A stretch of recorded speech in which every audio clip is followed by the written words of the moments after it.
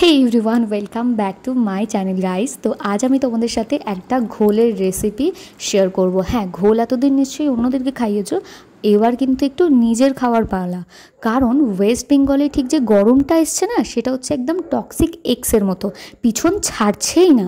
যাই হোক, তো এই সবগুলো সাইডে রেখে এবার চলো তোমাদের সাথে ঘোলের রেসিপিটা শেয়ার করি। তো আমি আজকে এখানে কিন্তু তরমুজের ঘোল বানাবো। তার জন্য আমি এর মধ্যে দই আর তরমুজের একটু যে আলাদা করে তোমরা যে ফার্স্টটা পাওয়া যায় সেটা আমি ওর মধ্যে দিয়ে দিয়েছিলাম। তার মধ্যে এবার আমি কিনে আনা তরমুজটাকে ছোট ছোট করে টুকরো করে সেটাও ওর মধ্যে দিয়ে দিয়েছিলাম। তার মধ্যে একটু টেস্টের জন্য ব্ল্যাক সল্ট অ্যাড করে দিলাম। তার মধ্যে দিয়ে দিলাম 3 চামচ টেবিল স্পুনের আমি সুগার।